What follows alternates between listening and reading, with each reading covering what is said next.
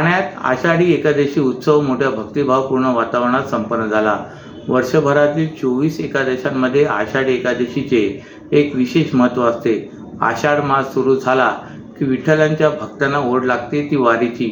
या वारीमध्ये लाखो वारकरी सहभागी होऊन पंढरपुरातील विठुरायाचे यथोचित दर्शन घेतात। आज आषाढी एकादशी निमित्त महाराष्ट्रासह ठाण्यातही विठू नामाचा जयघोष ऐकायला मिळाला। ठाण्याच्या मुख्य बाजारपेठेमधील प्रसिद्ध अशा विठ्ठल रखुमाईच्या मंदिरात भाविकांनी सकाळपासूनच रांगा लावून विठू माऊलीचे दर्शन घेतले। यामुळे या बाजारपेठेतील मंदिर परिसर विठ्ठल नामाच्या जयघोषाने दणाणून निघाला होता।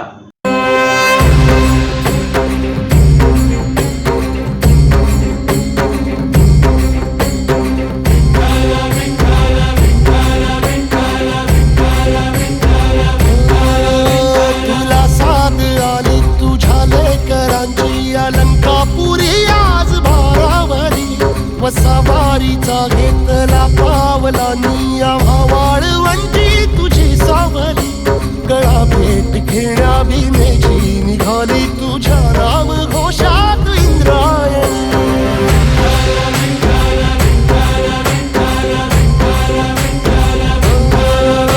भिडे आसमंती ध्वजा वैष्णवांची उभी पंढरी आज नादावली तुझे नाव ओठी तुझे रूप जीवाला तुझी आस गाला गली जरी बाप साऱ्या जगाचा परी तू आमालेकरांची विठू माऊली।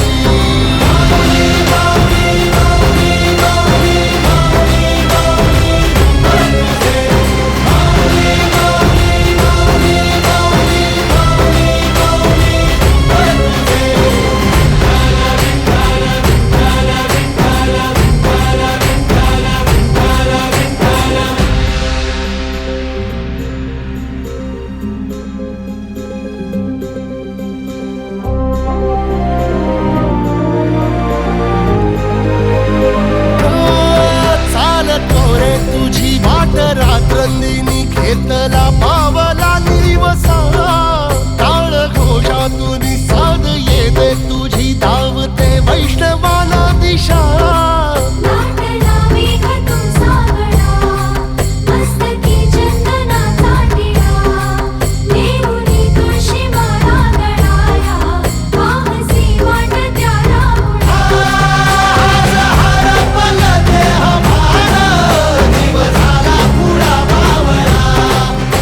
शेअर मार्केटच्या नावाने गुंतवणूक करण्यासाठी लाखोंची गुंतवणूक करणे तसे व्हॉट्सअप ग्रुपवर जॉईन होऊन लिंकद्वारे ऑनलाईन फ्रॉड करणे या घटनांमध्ये वाढ झाली।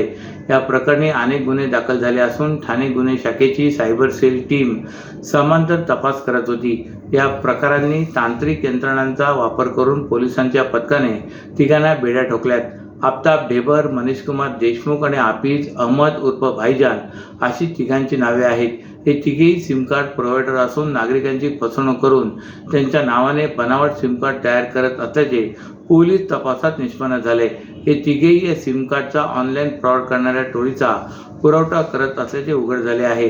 त्यांच्याकडून जवळपास 2600 block SIM card, 800 activate SIM card, 30 mobile, 2 router, laptop, 50 credit debit card, 20 chequebook आणि रोख रक्कम असा मुद्देमाल जप्त केला आहे। या तिघांनी हे सिम कार्ड देशातील विविध राज्यातील भामट्यांना पुरवले असून दुबई, चेन्नई, कंबोडिया, चायना सारख्या देशात देखील विक्री केल्याचे समोर आले आहे। त्यामुळे ही आंतरराष्ट्रीय टोळी असून यामागे मोठे रॅकेट असल्याचा अंदाज पोलिसांनी वर्तवला आहे। त्यांनी याआधी किती भामट्यांना सिम कार्ड विक्री केले आणि किती जणांची फसवणूक केली आहे याचा तपास सायबर सेलचे पथक करत असल्याची माहिती उपायुक्त पराग मनेरे यांनी दिली। बाळकुंड परिसरातील जास्मिन टावरच्या पहिल्या मजल्यावर लिफ्टमध्ये तब्बल 9 महिला अडकल्याची घटना काल सायंकाळी 7:30 वाजण्याच्या सुमारास घडली।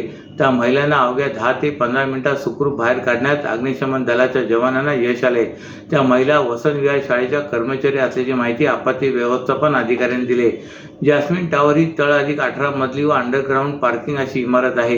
या इमारतीच्या 11व्या मजल्यावर त्या 9 महिला एकत्र जात असताना पहिल्या मजल्यावर लिफ्टमध्ये अडकल्या होत्या। या घटनेची माहिती मिळताच घटनास्थळी अग्निशमन दलाचे जवान तसेच आपत्ती व्यवस्थापन कक्षाचे कर्मचारी यांनी धाव घेत अवघ्या 10 ते 15 मिनिटात त्यांची सुखरूप सुटका केली।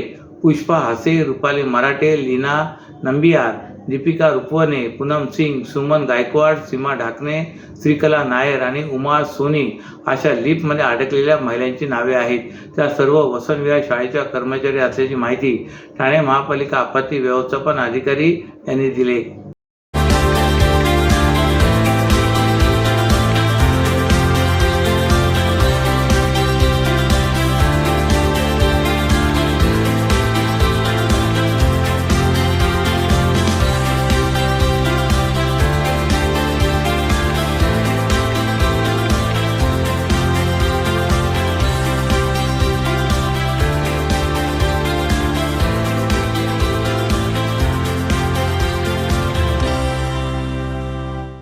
महाराष्ट्रातील भगिनींना आधार देणारी राज्य शासनाची मुख्यमंत्री माझी लाडकी बहीण योजना. या योजनेअंतर्गत अल्प उत्पन्न गटातील 21 ते 65 वयोगटाच्या भगिनींना मिळणार दरमहा 1500 रुपयाची मदत. अर्ज करण्यासाठी 31 ऑगस्ट 2024 पर्यंत मुदतवाढ. कुटुंबाचं वार्षिक उत्पन्न 2.5 लाख रुपयांपेक्षा कमी असलेल्या महिला पात्र. कुटुंबाकडे पिवळं किंवा केशरी रेशन कार्ड असल्यास उत्पन्नाचा दाखला आवश्यक नाही. पांढरं रेशन कार्ड असेल किंवा रेशन कार्ड नसेल तर कुटुंबाचं वार्षिक उत्पन्न 2.5 लाखांपेक्षा कमी असल्याचा दाखला आवश्यक. योजनेसाठीचा ऑनलाईन अर्ज नारी शक्ती दूत ॲपवरून किंवा पोर्टलवर भरता येईल. ज्या भगिनींना ऑनलाईन अर्ज भरता येत नसेल त्यांच्यासाठी अंगणवाडी, ग्रामपंचायत, वॉर्ड ऑफिस, सेतू सुविधा केंद्रामध्ये किंवा आशाताई बचत गटाच्या CRP यांची मदत उपलब्ध.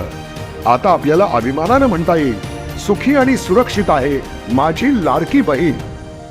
डोंबिवली येथून खासगी बसने पंढरपूर येथे निघालेल्या वारकरी भक्तांचा मुंबई पुणे द्रुतगती महामार्गावर 15 जुलै रोजी पहाटे भीषण अपघात झाला.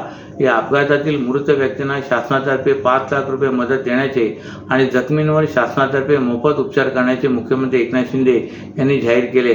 कणबोली नवी मुंबई येथील महात्मा गांधी मिशन रुग्णालयात मुख्यमंत्री शिंदे यांनी भेट देऊन जखमींची विचारपूस केले. शासन आपल्या पाठीशी असल्याचे रुग्णांना सांगितले. जखमींवर उपचार करणाऱ्या वैद्यकीय अधिकाऱ्यांची उपचाराबाबत अधिक माहिती जाणून घेतली. अतिदक्षता विभागात उपचार सुरू असणाऱ्या रुग्णांना अधिक उपचारासाठी अन्य रुग्णालयात स्थलांतरित करावे लागल्यास तसे करावे अशी सूचना त्यांनी यावेळी केली. खासगी बस आणि ट्रॅक्टर यांच्यामध्ये झालेल्या अपघातात 46 जखमी झालेत. त्यापैकी 7 वारकरी गंभीर जखमी असून त्यांच्यावर अतिदक्षता विभागात उपचार सुरू आहेत. मुख्यमंत्र्यांनी झालेल्या अपघाताची संपूर्ण चौकशी करण्याचे आदेश संबंधित यंत्रणांना दिले आहेत. ठाणे पूर्व येथील पीपल एज्युकेशन सोसायटी या इंग्रजी माध्यमाच्या शाळेच्या वतीने आषाढी एकादशी निमित्त दिंडीचे आयोजन करण्यात आले होते. यावेळी शाळेतील विद्यार्थ्यांनी विठ्ठल रखुमाईच्या आकर्षक वेशभूषा करून तसेच विविध संतांच्या वेशभूषा परिधान करून ठाणे पूर्व परिसरातून शाळेतील मुलांनी विठ्ठल नामाचा जप करीत परिसर दणाणून टाकला. या दिंडीत मुले, शिक्षक व सर्व पालक यांनी देखील सहभाग नोंदवून मोलाचे सहकार्य केले. महाराष्ट्राच्या समृद्ध सांस्कृतिक परंपरेचा भाग असणारी आषाढी एकादशी हा सोहळा आहे. या दिवशी महाराष्ट्राच्या कानाकोपऱ्यातील भाविक विठ्ठल नामाचा गजर करीत पंढरपूरला पायी जातात व चंद्रभागेत स्नान करून विठ्ठलाचे दर्शन घेतात. हा दिवस महाराष्ट्रात अत्यंत महत्त्वाचा मानला जातो. वारीला जाणारे वारकरी समुदायातून म्हणजे एकात्मतेचे प्रतीक म्हणून सहभागी होतात. तसेच पंढरपूरला पायी जाण्याची परंपराही फार जुनी असून भक्तांची श्रद्धा या वारीशी जुळलेली आहे. खऱ्या अर्थाने पंढरपूर वारीची परंपरा समाजातील भेदभाव दूर करण्यासाठी वारीला सुरुवात झाली. यात विविध जातीपातीचे लोक सहभागी होतात. यावेळी लोकांपासून विभक्त असलेल्या घटक म्हणजेच वारकरी यासह पायी दिंडीतून विद्यार्थी मनावर सांप्रदायिक बाबी प्रतिबिंबित करण्याचे कार्य दिंडी सोहळ्यातून शाळेने राबविले. यावेळी मुख्याध्यापक, सर्व शिक्षक वृंद व शालेय कर्मचारी उपस्थित होते.